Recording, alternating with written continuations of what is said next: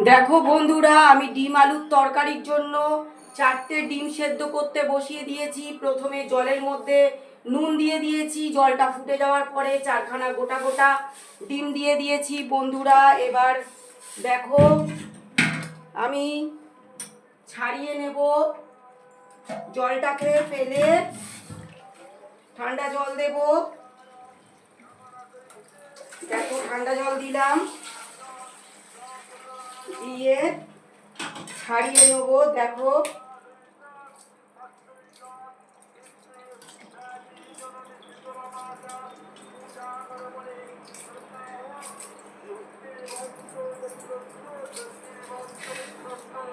একদম গরম গরম, কিচ্ছু হয়নি বন্ধুরা। দেখো একটুও ফাটেনি। তো ভিডিওটা তোমরা দেখবে আর লাইক কমেন্ট শেয়ার করে আমার পাশে